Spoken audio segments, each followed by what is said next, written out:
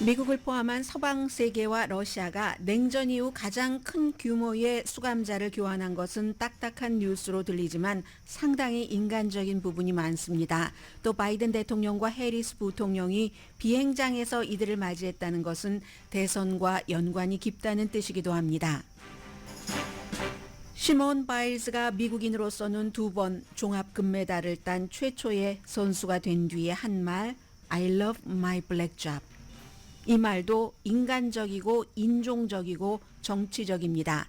트럼프 공화당 대선 후보가 흑인 언론인 협회에서 한 이민자가 흑인 잡을 빼앗아간다는 말에 대한 답이기도 합니다. 트럼프 공화당 대선 후보가 정치 생명을 놓고 싸우고 있다. 월스트리트저널 칼럼 제목입니다. 지난 2주일 동안 트럼프는 해리스를 잡지 못했는데 앞으로 잡을 수 있을지에 대한 실마리도 보여주는 공화당 칼럼니스트의 생각입니다. 해리스 부통령은 7월에 트럼프 후보가 암살 미수 이후에 모은 기금보다 훨씬 많은 기금을 모았습니다. 민주당 하원 의원들이 민주당 부통령 후보로 하원 의원이었던 미네소타주 팀 월즈 주지사를 밀고 있습니다.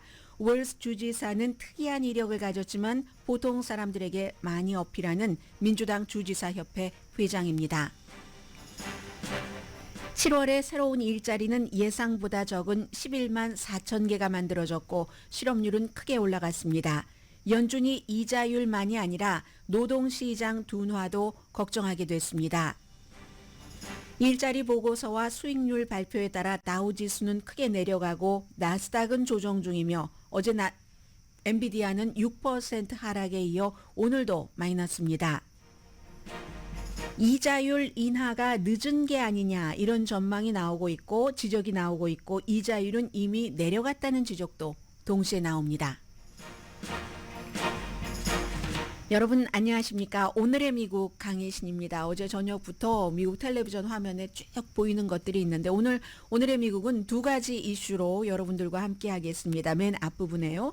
국가가 하는 일과 개인이 하는 일 가운데서 가장 가치가 있다고도 하고 역사책에 남을 만한 최고의 성과. 국가가 하는 일은 개인이 도울 수 없고 국가 전담반이 하죠. 그걸 이제 외교라고 하죠. 보통. 그리고 개인이 하는 일은 어떻게 보면은 국가의 기관 시설 같은 것이 돼야지 하는 일인지도 모릅니다. 올림픽을 말씀드리고 있는 건데요. 국가가 배경이 돼서 하는 일, 저는 국가가 하는 외교부터 말씀을 드리겠습니다.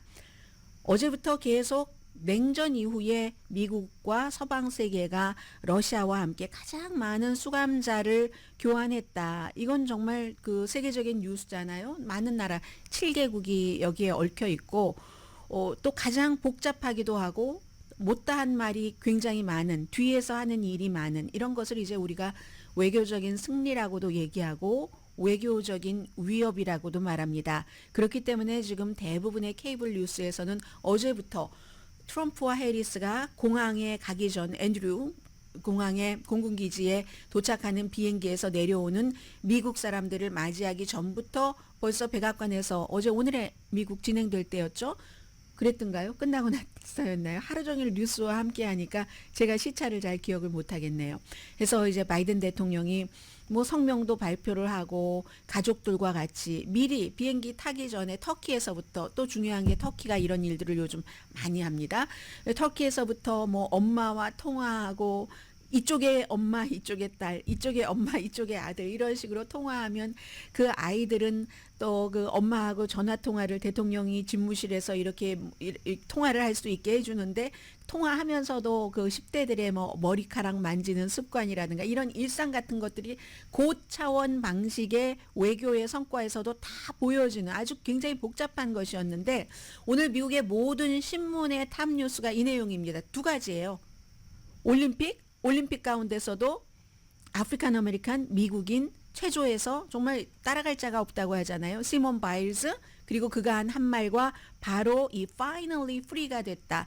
USA Today가 finally free가 된 4명의 미국인들을 쫙 그 얘기를 하면서 아주 마지막으로 자유로워졌다고 바이든 대통령이 집무실에서 엄마를 만나기 전에 그 수감돼 있다 풀려난 한 어린 딸을 이렇게 안고 있는 그런 사진이 아주 그 크게 나왔는데요. 에반 게르슈코비치는 너무 잘 알려진 월스트리트저널의 기자고, 그리고 저는 가장 인상적이었던 사진이 바로 그 사진입니다.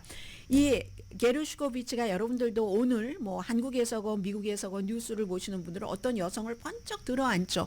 보통 와이프라고 생각하죠. 그런 때. 근데 아닙니다. 와이프가 아니라 처음에 이제 엄마하고 엄마 하다가 아들아 마 있어 하다가 엄마를 그냥 아들이 너무 반가우니까 번쩍 들어 올리는 거예요. 그랬더니 그 옆에 있는 사람이 그런 와이프인가? 그것도 아닙니다. 또 다른 수감자였다가 함께 풀려난 그 남자의 와이프입니다. 이렇게 저는 그 사진이 가장 이제 인상적이었고요. 이 월스트리트저널의 기자는 냉전 이후에 처음으로 러시아가 미국 사람을 스파이 혐의로 16년까지 구형을 한 미국 기자를, 그 케이스였습니다.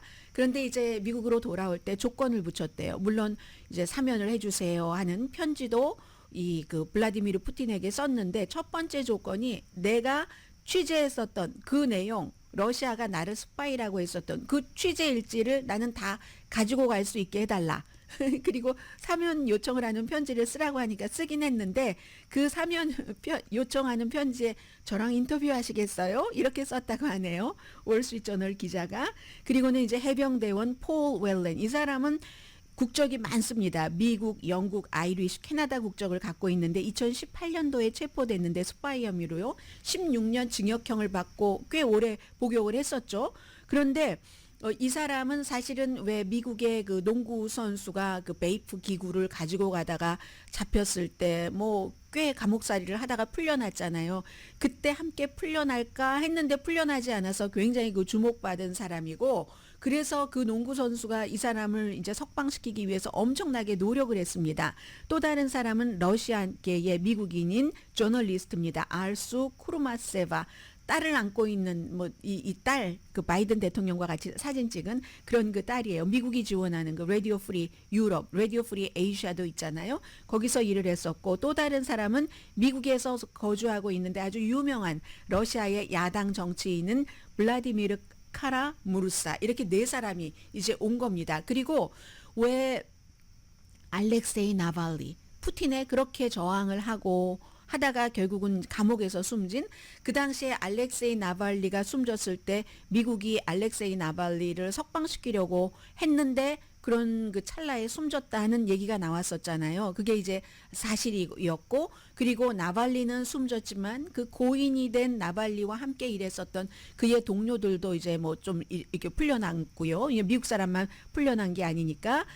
그래서 뭐 러시아도 승리죠. 이건 바이든 대통령에게도 승리지만, 러시아는 스파이, 뭐 잠복 요원, 암살자 이런 사람들을 8명을 이제 데려가면서 나머지 16명은 이제 미국 사람, 또 독일 사람, 이런 그 사람들이었습니다. 그래서 뉴욕타임스는요, 아주 힘들게 협상한 거래다. 당연히 이제 바이든 대통령의 외교적인 승리죠. 바이든 대통령의 외교적인 승리지만 해리스에게 이게 그대로 물려가는 것이고, 외교적인 승리라는 게 그 역사적으로 계속 남으려면 후임 대통령이 어떻게 해주느냐가 중요하잖아요. 어제 그래서 바이든 대통령과 해리스가 같이 동지가 돼서 이제 공항에 나갔던 겁니다. 외교와 경제에서는 실제로 바이든 대통령이 잘한 게 많은데 그냥 본인이 그 설득력도 없고 국민에게, 그러니까 이제 많이 가려진 부분들이 있다는 게 전반적인 평가입니다. 월스트리트저널은요, 반체제 인사부터 평범한 미국인까지 결국은 집으로 돌아왔다. 뭐 저널리스트부터 쭉, 그래서 완전히 그 일면이 전부 뭐 이 내용들입니다.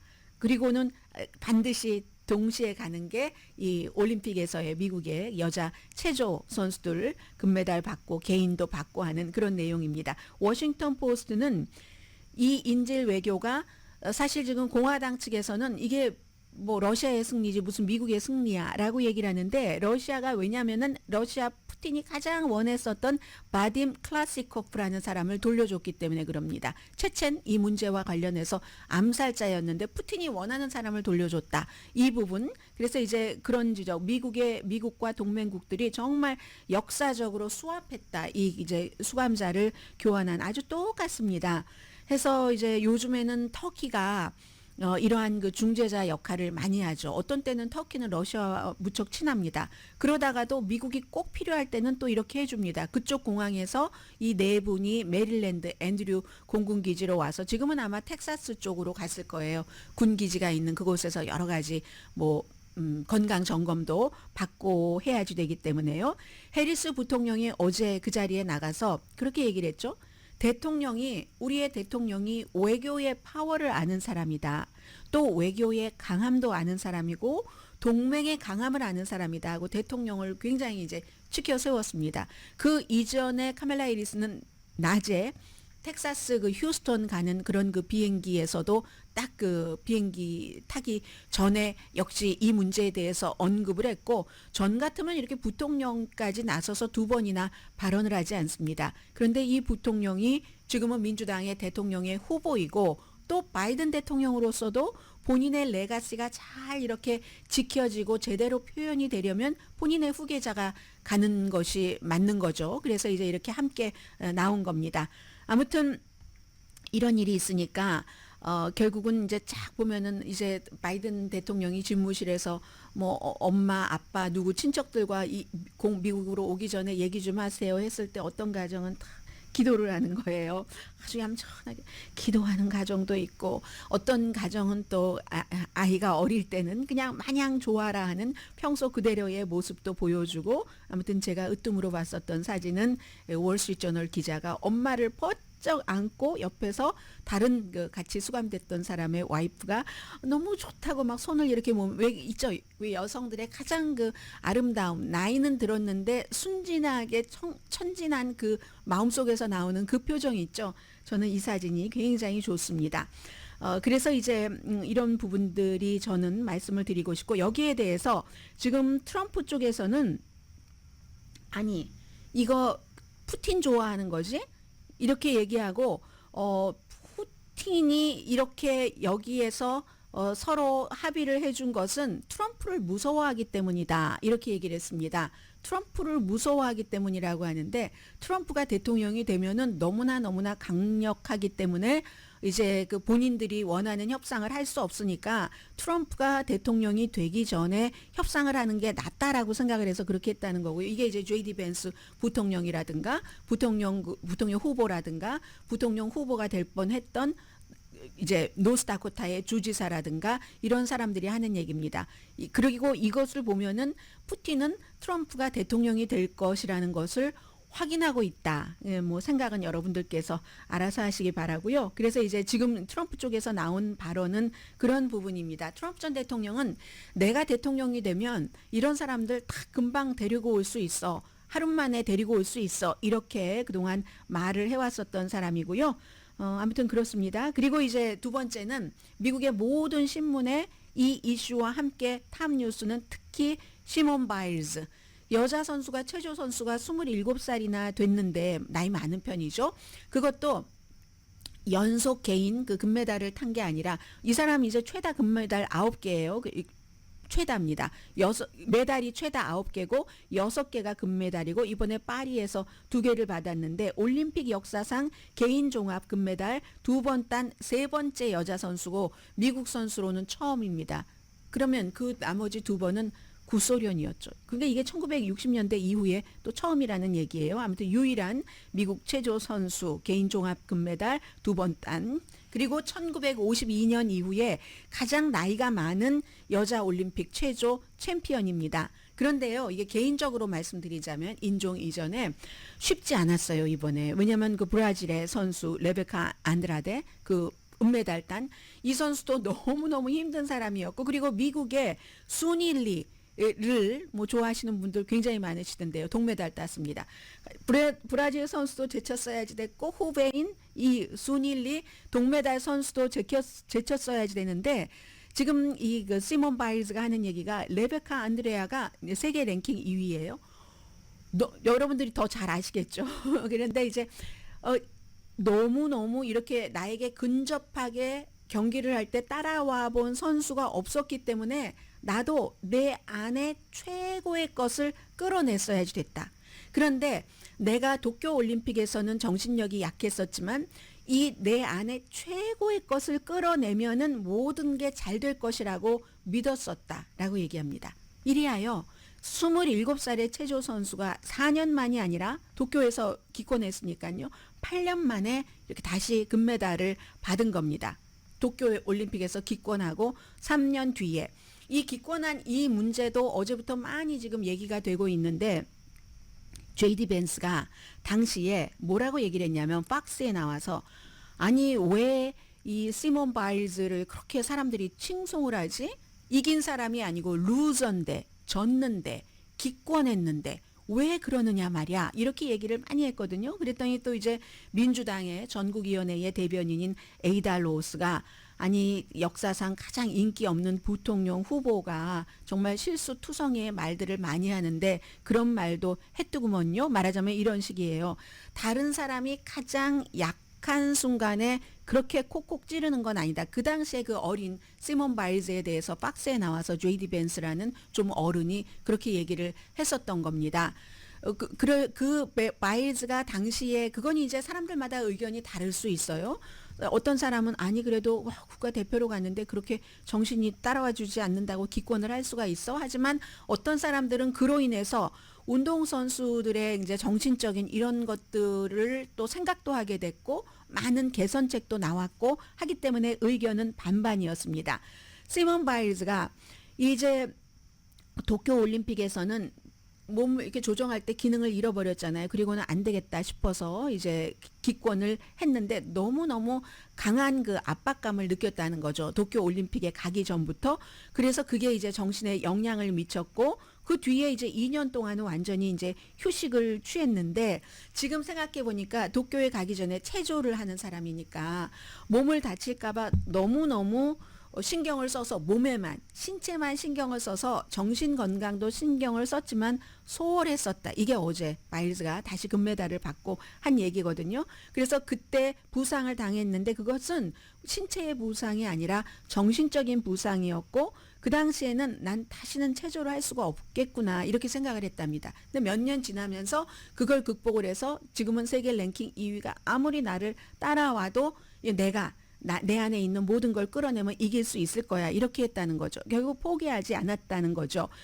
자신이 천하무적이다 하는 것을 증명을 해보였고 이 최고도 최고인데 견줄 수 없을 정도의 최고라면서요. 체조 좋아하시는 분들은 그렇게 보고 계십니까? 아무튼 몇 년 뒤에도 지금 모든 신문이 다 이 내용을 싣고 있는데 스포츠 전문 기자가요. 몇 년 뒤에도 이번에 파리 올림픽에서의 이 시몬 바일즈의 그 체조하는 모습은 시몬 바일즈의 추종자인 다른 선수들이 계속 이제 돌려볼 것이다. 이렇게 얘기를 타의 추정을 불허하는 역대 최고기 때문에 다른 선수들은 전부 뒷전에 앉았다. 이런 얘기를 하고 있습니다. 그런데 또 은메달을 받은 그 안드레아 브라질의 역사상 막 최고의 선수죠. 이 선수도 시몬이 최고죠. 저는요 시몬과 같이 경쟁을 할 수 있는 것조차가 너무너무 자랑스럽습니다. 그리고 시몬과 경쟁을 하면서 나도 내 안에 최고의 것을 끌어내는 그 기술을 발휘를 해야지 되잖아요. 정신적으로나 신체적으로나. 그래서 아주 멋진 경기였었다. 이렇게 얘기를 합니다. 그런데요. 이렇게 경기를 해서 아마 백인 선수가 이렇게 체조에서 뭐 했다면은 이런 말들이 없었을 겁니다. 누구나 다 그걸 막 환영하고 축하만 하는 게 아니에요. 뭐라고 얘기를 하냐면 뭐 유명한 무슨 뭐 필라델피아 태생의 어떤 뮤지션이 얘기를 하는 게 트윗에 딱 이렇게 썼어요. 시몬 바일즈가 being the GOAT, G-O-A-T 이게 이제 greatest of all time의 그 약자로 해서 OAT로 한 건데 그래 역대 최고의 선수야. 체조에서 in her black job 블랙이잖아요. 이건 칭찬하는 듯 하면서 엄청 인종차별적인 말인 거죠. 흑인들 그러니까 체조 백인은 뭐 너무 크고 뭐 물론 러시아 사람들 하긴 하지만 그런데 체조에도 적합하게 타고난 흑인의 몸, 그 몸 자체 때문에 이 사람이 이긴 것이지 운동신경도 좋고 하는 그런 거지 뭐 이렇게 이제 비아냥거리는 것으로 사람들은 다 알고 있습니다. 그랬더니 오늘 아침에 시몬 바일즈가 I love my black job. I love my black job. 이렇게 얘기를 하면서 그 뮤지션이나 또 이걸 많은 사람들은 이 트럼프 전 대통령에게 하는 말로 보고 있습니다. 아프리칸 아메리칸들은 에이시안 아메리칸보다 훨씬 많이 트럼프 전 대통령에 대해서 인종적으로 모욕을 당하고 있다는 여러 가지 그 이유와 증거와 이런 걸 느끼고 있기 때문에 I love my black job. 왜냐하면 이틀 전에 그 아프리칸 아메리칸 언론인 협회에서 얘기를 트럼프 전 대통령이 계속 했었잖아요. 이게 이민자들이 오면은 블랙 잡을 가져간다. 이렇게 얘기하니까 그 물어보는 그 저널리스트가 블랙잡이 뭔데요? 왜냐하면 미국 사람들이 블랙잡이다라고 얘기할 때는 머리 안 쓰고 그냥 몸으로 쓱쓱 하는 그런 잡을 얘기를 하면서 아프리칸 아메리칸들을 무시하는 그것이 있기 때문에 그랬더니 시몬 바일즈가 그 양쪽 사람들에게 다 그러니까 블랙잡을 빼앗아 간다 해서 이 저널리스트가 물어봐서 그게 뭔데요? 이렇게 설명하라고 하니까 끝내 설명하지 않았습니다. 나는 I love my black job 이렇게 얘기를 하거든요. 제 생각은 이렇습니다. 저는 뷰티도 파워라고 하고 생각하고 뭐 바디도 파워고 그 사람의 생각이나 마인드도 또 마음 씀씀이도 다 파워잖아요. 그런데 왜 사람들은 킴 노박과 같은 배우를 보면은 금발에 화려하게 눈부시게 아름답다고 하고 잉글리드 버그만도 너무너무 우아하게 아름답다고 하고 소피아 로렌 야성미는 따라갈 수가 없어? 브리짓 바르도 다 이렇게 얘기를 하잖아요. 그러면서 왜 아프리칸 아메리칸의 그 강인한 몸에 대해서는 이용만 하고 체조에서나 아니면 일반 스포츠에서나 그것은 뷰티 이즈 파워로 치지 않고 블랙잡 이렇게 비난을 하는지 그건 참 전 잘 모르겠습니다. 아무튼 이리하여 바일즈는 올림픽에서 뭐 벨트 그리고 밸런스 빔 이 평균대인가요? 그런 지금 몇 개의 이제 더 남아 있습니다. 개인 얼만큼이나 더 할 수 있을지 모르겠고요. 아무튼 이런 일로 올림픽이나 아니면 인질들이 미국으로 돌아오는 것이나 전부 또 미국 대통령 선거와도 연관이 있다. 이렇게 말씀을 드립니다.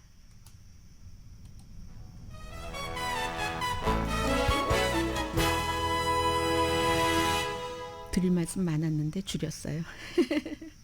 오늘의 미국은 전문가가 추천하는 이민법, 가정법 전문 재인정 종합법률사무소, 총 20억 달러 승소, 교통사고와 상해 전문 브라이언 타필라와 CG 변호사 그룹, 집용자 홈에퀴리 라인업 크레딧, 급한 하드머니도 정말 쉽게 잘하는 용자나라.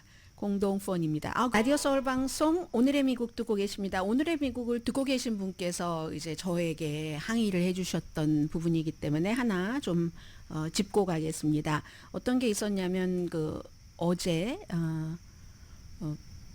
흑인 그 저널리스트 협회에서 어떤 분이 저에게 그렇게 항의를 하시는 거예요. 제가 방송 도중에 1시간이나 이게 트럼프 전 대통령과 저널리스트 간의 인터뷰가 연기가 됐다. 트럼프 전 대통령이 늦었다. 이렇게 말씀을 드렸더니 그게 무슨 소리냐.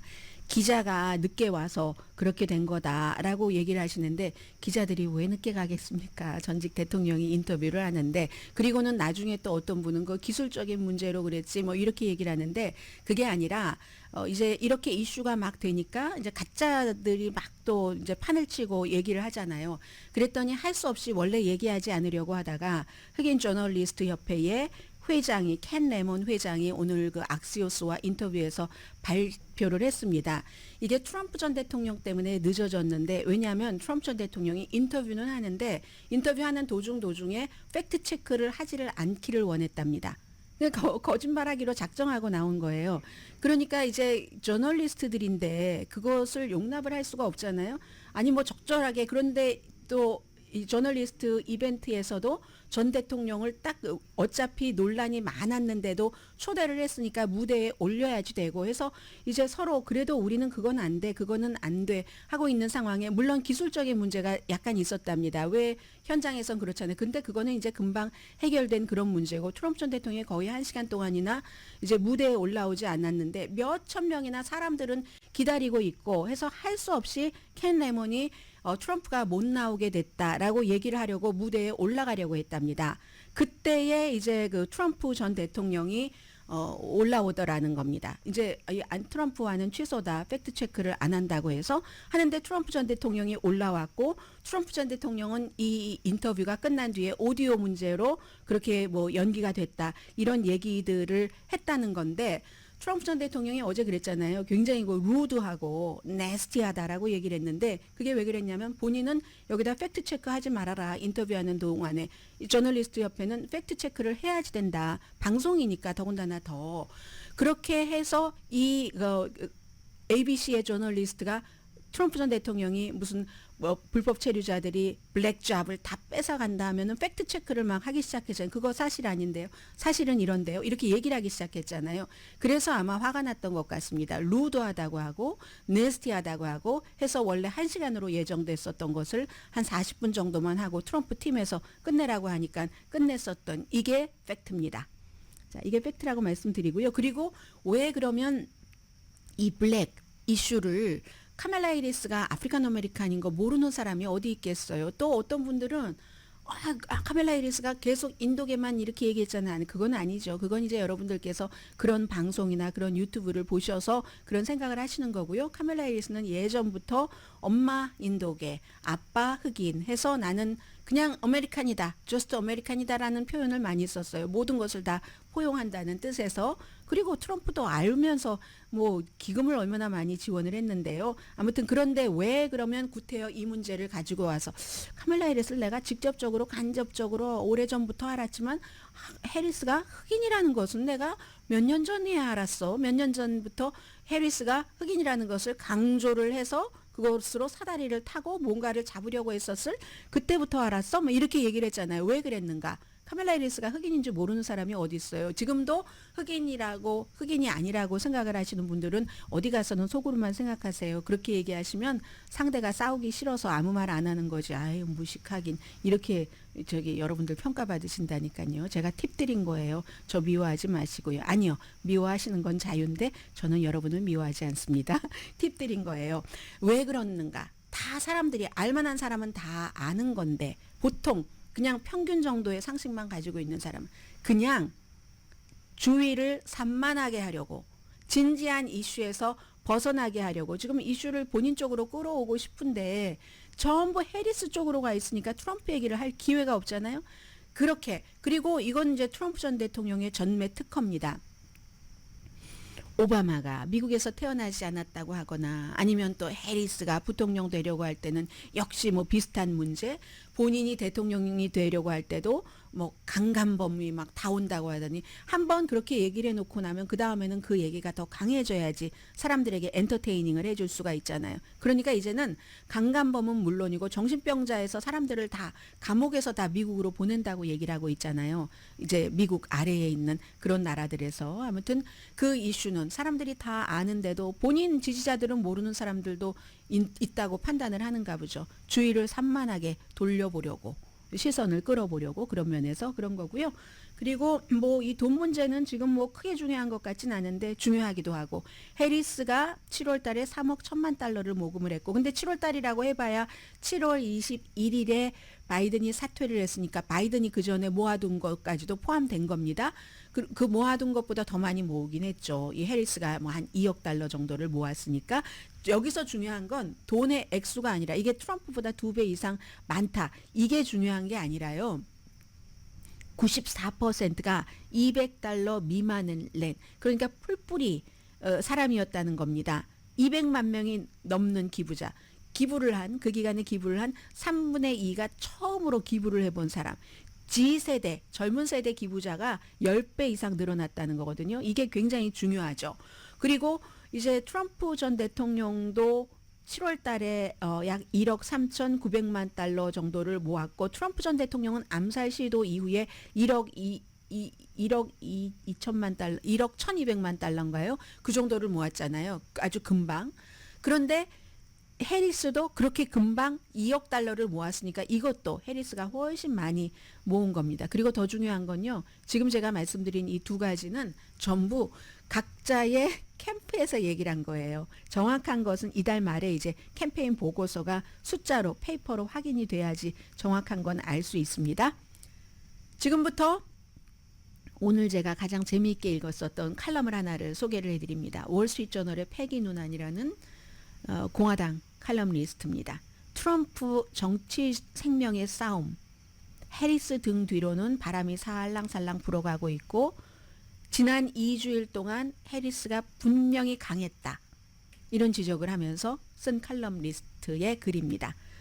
올해는 처음 있는 일이 많다. 이 선거에 대해서 뭐 여러 가지 1968년 비슷해, 72년 비슷해, 막 이렇게 얘기를 하지만 이 칼럼니스트 레이건의 스크린 그 라이터였던 그 스피치 라이터였던 이 사람이 볼 때는 그것과도 다 다르다는 겁니다. 훨씬 더 돌풍적이라는 얘기예요. 돌풍이 태풍이 될지 허리케인이 될지 누구한테로 될지 아직 모릅니다. 기간이 많이 남아 있으니까 토론하고 사퇴하고 뭐 암살 시도가 있었고 계속 놀라운 일이 일어나고 있는데 그 사이에 해리스가 놀라운 성과를 거뒀다고 얘기를 합니다. 트럼프는 2주일 이 사이에 해리스를 무너뜨리거나 아니면 적어도 강타라도 했어야지 되는데 이미 한 번의 시점은 놓친 거로 보는 거예요. 그 사이에 해리스는 애틀란타에서 조지아에 가서 아주 캠페인 잘했고 트럼프는 흑인 언론인 협회에서 인종카드 내밀었지만 완전히 성공하지 못했습니다. 부분적인 성공은 했을지도 모르겠어요. 본인의 지지 기반. 근데 이건 지금 본인의 지지 기반을 가지고 싸우는 게 아니니까 해리스건 트럼프건 첫 질문에 당황을 한 거죠. 본인이 팩트 체크도 하지 말라고 했는데 그걸 끝내 동의해 주지 않았고 그리고는 이제 ABC의 저널리스트가 딱 아주 날카로운 질문들을 던졌어요. 그러니까 이거를 맞바람을 쳐보다가 더 날카로워졌는데 이 패기 누난이라는 칼럼니스트는 앞으로 이런 일들이 더 많을 것이다. 전과는 달라졌다. 왜냐하면 상대 후보가 달라졌기 때문에. 바이든은 나오지 않는 사람, 선거 유세하지 않는 사람이지만 해리스는 그냥 팍팍 받아치는 사람이잖아요. 트럼프 캠프가 해리스에게 얼마나 놀랐나? 그런데 이 칼럼니스트가 볼 때는 왜 놀랐지? 알만한 사람들은 다 상식적으로 판단을 하고 있었는데 바이든이 결국은 견디지 못하고 시간 문제이지 사퇴할 것이라는 것을. How many times 제가 말씀드렸습니까? 기부자들 떨어져 나가고 돈 떨어지면 사퇴를 할 수밖에 없다. 막 그랬던 때잖아요. 그리고 그때 가장 그 유력한 그 대체자는 카멜라 해리스라는 거. 왜 생각을 못했지? 너무 충격받은 것처럼 2주일 동안 시간 낭비를 했다 이런 겁니다. 그렇죠. 몰랐으니까 그 바로 직전에 전당대회를 바이든 공격하는데 시간을 다 써버린 거죠. 그리고 그 이후에 샌프란시스코 리버럴이다. 너무 급진적이다. 이렇게 얘기를 많이 하는데 이거 한인분들도 많이 그렇게 얘기를 하세요. 그런데 이 패기 누난이라는 공화당 칼럼니스트가 볼 때 그거 너무 지루하다. 너무 올드하고 너무 근육적인 그런 그러니까 말하자면 지능적이지 않다는 거예요. 말초적이고 그 근육적인 그런 그 반응일 뿐이지 지금 뭐 1990년대도 아닌데 좀 새로운 시대에 새로운 주장을 가지고 해야지 예전에 그걸 가지고 하면 되는가? 그럼 지금부터 트럼프가 바꿀 수 있는가? 기여를 확 바꿀 수 있는가? 그런데 트럼프는 유난히 뭐 겉에 정력적으로 보이지만 옛스럽잖아요. 화석 연료를 막 고집을 해야지 된다고 하고 하는 1950년대부터 70년대 이 에드 설리번 쇼를 보고 자란 사람일 거다. 분명히 뭐 일요일 밤 9시인가 그랬잖아요. 그러면 뭐 막 사람들이 나와서 뭐 쇼도 하고 뭐 누가 뭐 예를 들어 내 와이프 안 잡아가나 뭐 이런 얘기들 하고 이런 그런 그 감성. 미국은 이제 그 당시가 그런 감성이었던 거예요. 요즘에도 그런 얘기 농담으로들 많이 합니다만은 내 남편 이렇게 얘기할까요? 아무튼 그 타이밍에 머물러 있는데 그 정도 감성인데 본인보다 훨씬 젊은 해리스를 상대로 변할 수 있을까? 트럼프는 그래서 배가 가라앉는다. 뭐 상어가 나오거나 아니면 전기자동차, 모토 이런 거 싫어하니까 그런 전기 모토로 돌아가는 그 보트 가라앉고 이럴 때 나는 어느 것을 선택해야지 되는가? 뭐 한니발 해커를 저녁에 초대한다. 이런 말을 하는 게 일반 사람들은 저 지금 무슨 소리지 이렇게 생각하지만 또 트럼프의 지지자들은 정말 나이가 많이 드신 트럼프처럼 에드 설리반 쇼를 보고 지낸 사람들이니까 그 팀은 만족시킬 수 있지만 다른 팀은 아니다라는 겁니다. 해리스에게 플러스가 되는 몇 가지 요소를 지적을 하네요. 우선 새롭다는 거. 올드 바이든과 올드 트럼프에서 벗어나서 활력도 있고 전투력이 있고 주류 언론도 지금은 해리스 편입니다. 정책에 있어서는 또 해리스가 뻔뻔할 정도로 대담하다고 표현을 하네요. 전에는 제가 이 이슈를 지지했지만 마음이 바뀌었어요. 이렇게 얘기를 한다는 거예요. 국경 그 보안에 대한 자금 지원을 강화하겠다. 이런 말 하면서 트럼프가 공격할 거리가 점점 줄어든다는 거죠. 그리고 민주당도 이 해리스가 온건하게 나가는 것을 내버려 둘 거다. 또 하나 좋은 점은 해리스가 타고난 연기자라는 겁니다. 해리스 2. 트럼프만 퍼포머가 아니라 해리스가 통치는 잘 모를지 모르지만 캠페인은 잘한다는 거죠. 경쟁도 잘한다는 겁니다. 전략이나 정책에 능숙하진 않지만 퍼포밍, 쾌활하게 말하는 걸 잘하고 또 장점이 아름답다는 것, beautiful. 사진 보면 나쁜 사진이 없다는 거예요. 그리고 좀 웜하고 막 웃고 하는 이게 따뜻한 빛을 발휘하는데 어떤 사람들 그게 뭐가 중요해? 컨텐츠가 중요하지라고 하는데 그렇게 말하는 건 어리석다고 얘기를 합니다. 정치인들도 다 아니까 프로페셔널 정치인들이 남자들이 다 보톡스 맞고 필러 넣고 필러 넣는 건가요? 맞는 건가요? 아무튼 그렇다는 것 아닙니까? 뷰티풀은 파워라는 얘기를 하고 있습니다. 그리고 지지의 물결 11월 달이면 더 할 것이다. 이게 버락 오바마 거기에 다가가면서 의도적으로 열정과 에너지를 엄청 뿜어낼 거다. 그 카멜라를 더한 카멜라로 다듬어 줄 거고 그리고 민주당의 유권자들이 바이든을 오래 견뎠고 버텼고 해리스를 향해서 뭉치고 있다. 그럼 해리스가 다 좋으냐? 도전적인 것이 있다고도 얘기를 합니다. 트럼프를 보면 트럼프스러워 분명하다는 거예요. 해리스를 보면 이게 해리스야 저게 해리스야 좀 이렇게 의심스러운 부분이 있다는 거. 그리고 인터뷰를 견딜 수 있을까? 준비된 거. 퍼포밍은 잘하는데 좀 라이브에 약하다 이런 거죠. 그리고 해리스가 진지한가? 민주당에서 오바마 하면 정말로 슈퍼 진지, 힐러리 클린턴도 슈퍼 진지. 해리스에게 핵무기 통제권을 맡겨? 그렇게 진지해? 이렇게 생각을 하는데 맨 마지막 문장이 이겁니다. 그럼 트럼프는 진지해? 그렇기 때문에 트럼프가 2번이나 파퓰러 보트에서 일반인들에게 졌다는 거죠. 시골의 그 선거인단에 의해서 나이든 층, 공화당 층 이런 표를 받아서 된 것이지 파퓰러 보트에서는 졌다는 거죠. 그리고 트럼프가 백악관에 있었을 때도 핵 단추 폭발 없었다. 이게 패기 누난의 칼럼입니다. 그러니까 지금으로서는 특별한 일이 일어나지 않는 한 해리스에게 상당히 좋은 대선 판도라는 거죠. 라디오 서울 방송 오늘의 미국 듣고 계십니다. 네, 오늘 경제 뉴스를 좀 말씀드려야 되는데요. 일단 기본적으로 노동계가 조금 이제 실업률 같은 것이 변하는 게 아닌가 하는 내용들이 좀 잡히고 있는데요. 7월 달에 일자리가 11만 4천 개 늘어났습니다. 원래 예상은 18만 5천 개였는데 11만 4천 개니까 굉장히 예상보다 내려간 거죠. 당연히 이제 실업률이 크게 올라가서 지금 4.3%까지 올라갔습니다. 이게 중요한 게 계속 실업률이 6월 달에도 올라갔었고 4.1% 올라갔었을 때 여러분들께 2021년 이후에 가장 실업률이 높다고 말씀을 드렸었는데 그리고 또 6월 달에 이제 새로 만들어진 일자리도 원래에 발표됐던 것보다 하향으로 17만 9천 개로 수정이 됐거든요. 5월 달에도 그랬었는데 그리고 이제 7월 달에는 그래도 뭐 이제 한여름 되기 전이었었으니까 가장 큰 일자리는 좀 의료 그리고 건설 이런 분야였습니다.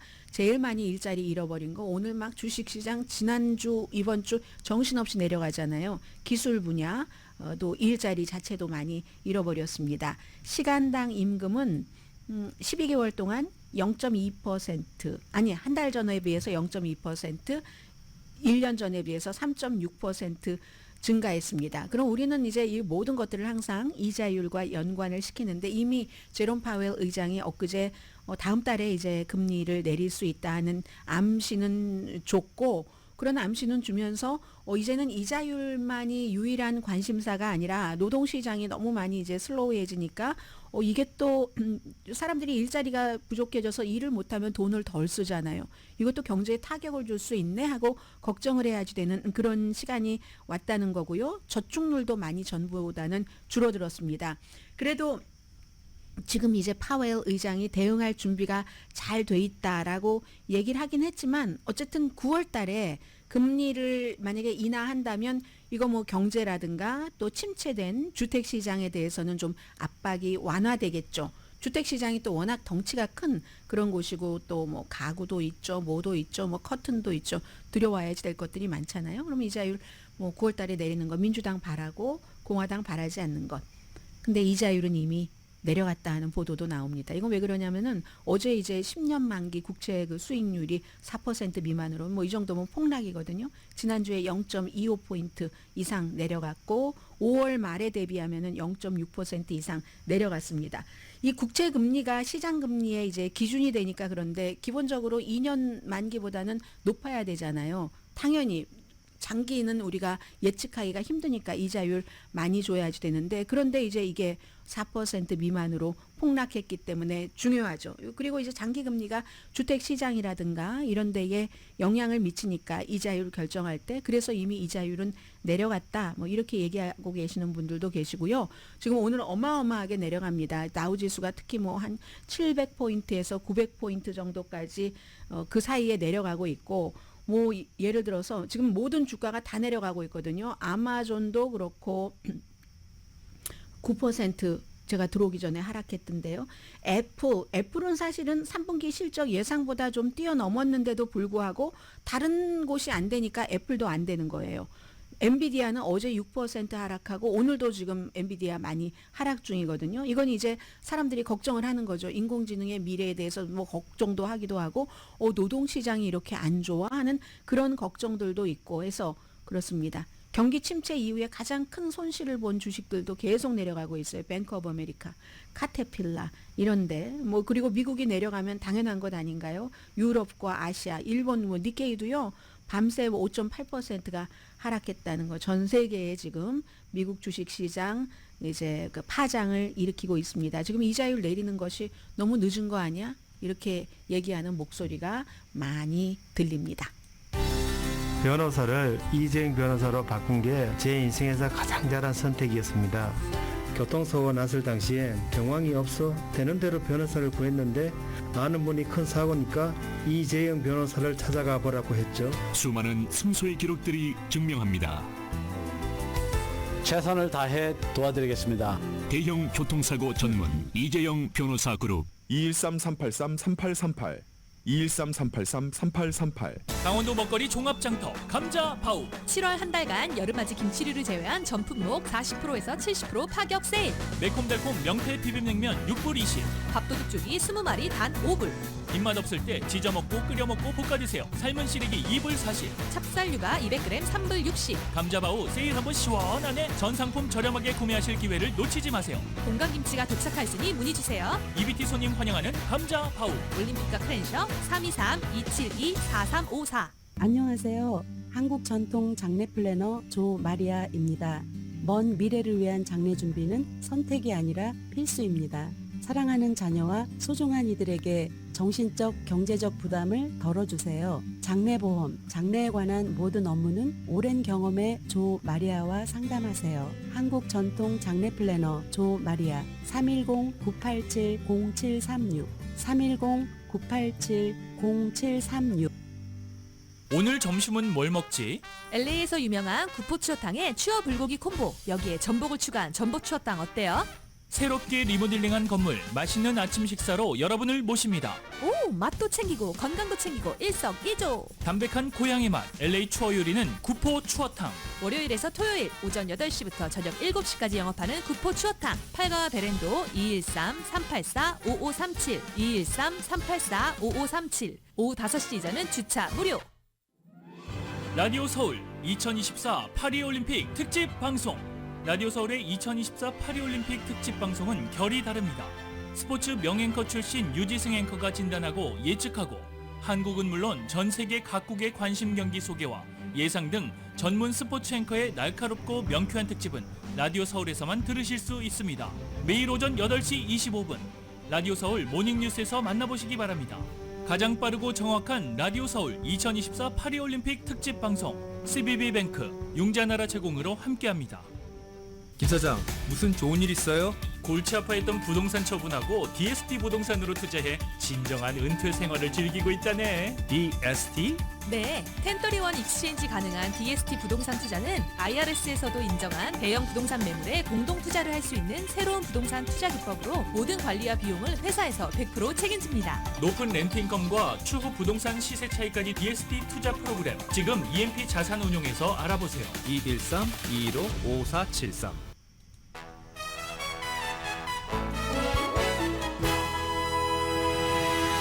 라디오 서울 방송 오늘의 미국 듣고 계십니다. 어떤 것을 결정할 때 다른 사람들은 왜 저 사람을 하지 저 사람을 했을까 하지만 나는 알고 있잖아요. 나의 부족한 부분을 이 사람이 더 채워줄까 저 사람이 더 채워줄까 여러 가지 판단 기준이 있을 텐데 지금 미국에서 오늘 이제 금요일이잖아요. 주말 사이에라도 어쩌면 이제 민주당에서 부통령 후보를 발표할지도 모르는데 대체적으로 제가 여러 차례 아주 깊이는 안 들어갔습니다. 전해드렸습니다마는 한 분은 오늘 소개를 해드려야지 될 것 같습니다. 민주당 하원 의원들이 좋아하는 사람은 하원 의원 출신인 팀 월즈 미네소타 주지사거든요.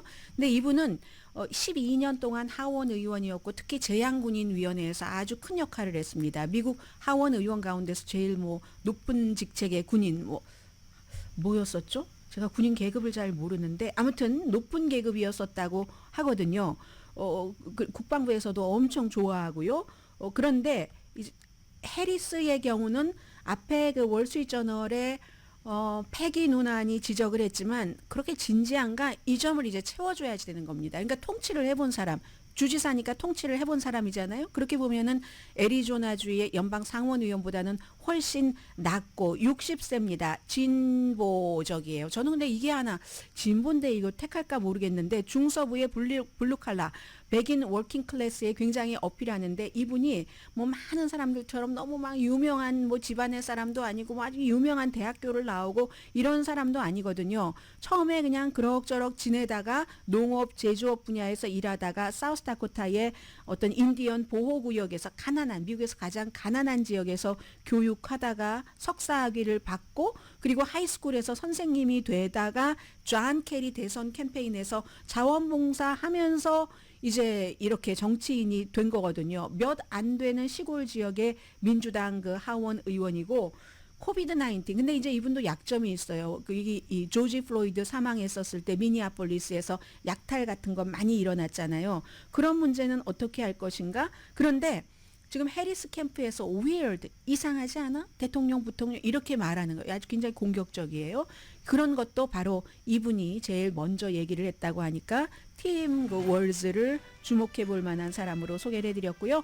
오늘의 미국은 전문가가 추천하는 이민법, 가정법 전문 재인정 종합법률사무소, 총 20억 달러 승소, 교통사고와 상해 전문 브라이언 타필라와 CG 변호사 그룹, 집 융자 홈에퀴리 라인업 크레딧, 급한 하드머니도 정말 쉽게 잘하는 융자나라 공동폰이었습니다. 10시에 브라보 마이 라이프 방송됩니다. 그 얘기를 깜빡 잊고 안 드렸네요. 제가 어제 목요일 미국 날짜로는 이미 그 한 주일에 2024년 대선 특집 올렸고요. 한국 날짜로는 서울경제에 금요일에 올라가서 이미 지금 다 올라가 있습니다. 보시기 바랍니다. 저희 라디오 서울 웹사이트, 한국일보, 서울경제, 한국TV 웹사이트입니다. 강혜신이었습니다.